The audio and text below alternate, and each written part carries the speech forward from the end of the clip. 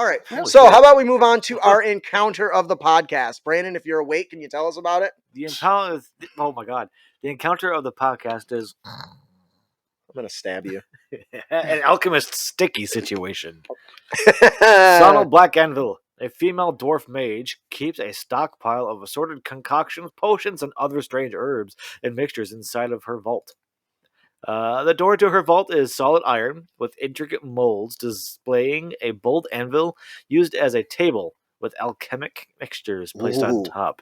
The door is sealed with the arcane lock spell. To protect vault's contents, she set up a large clay jar filled with black, sticky, flammable liquid. A special concoction of her own through experimentation. Fucking napalm? Yes. The concoction's core ingredients are soldering glue, alchemist fire, and flint and tinder. She named the mixture Ember Oil. The door is rigged in a way that anybody opening the door triggers her trap. Oh, yes. What is Ember Oil? I'm so glad you asked. It is a mechanical trap. When a creature opens the door, it triggers a tripwire that spills the combustible liquid from a jar. Wow, that is just so generic, Justin. It's basically the old bucket over the door. It opens up. She's sitting in the corner. Gotcha, bitch! Tussle the match. A successful DC 15 Wisdom save is necessary to spot the wires tied to the door. When the trap is triggered, the jar spills out to a 5-foot by 15-foot line. It just spews out. A creature in the area must then succeed a DC 15 Dex save or take 1d4 damage. Well, that's not very much. At the end Unless of it keeps each of its going. turns. Oh, okay, that's not bad. But wait, there's more.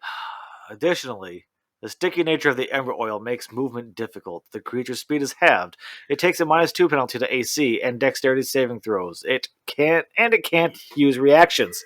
On its turn, it can use either an action or bonus action, not both. Regardless of the creature's abilities or magic items, it can't make more than one melee or ranged attack during its turn.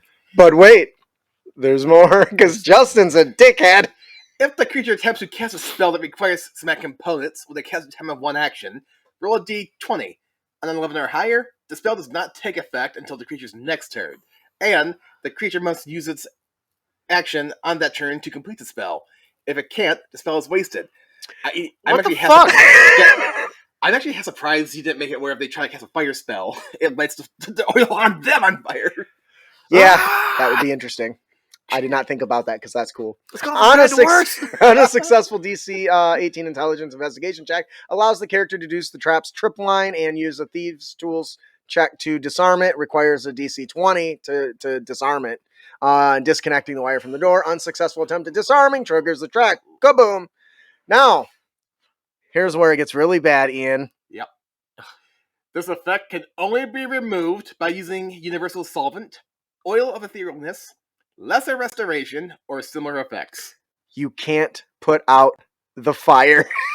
Yeah, because isn't Alchemist fire a real thing? Yeah, it is. Like it's a flame that cannot be put out with water. Well, that's Greek fire actually, but yeah. Greek fire. That's what I'm thinking of. Well, anyways, the glue that is used it stops it from getting removed very easily. Or phosphorus. So it may not be very much damage at 1d4. But you need special materials or spells to get rid of it. So congratulations, you're a walking torch. So 1d4 every 6 seconds out of combat. Yeah. Ow. Just ow. Ow. Ow. Yes, Andrew, you nailed it. It's a slow plus fire in a bucket. I like it. That's exactly what it is. All right. This is a really fun encounter, and we don't run into enough traps triggered by set up like something like this, I think, in games, and we need more of them. I know I need to add more of them, so I wrote this one. So now you're gonna be happy Merle's dead. Okay. What if you get His character died recently. It was a sad day. It was a sad day. He's also the one that has all the knowledge to get their asses back, their city back to Toro. Although technically Jorm could have, I retcon that. Yeah, probably. Stop, drop, and reroll.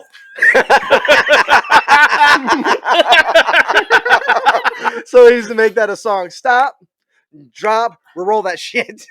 Because it's fucking hot. Rick Stevens, thank you. That That hurts. That's hilarious. Ow. Oh my goodness. What if you get the players who are like, oh, let's try to bring science into this, and say hold your breath, and they put them in a bag of holding where there's no oxygen.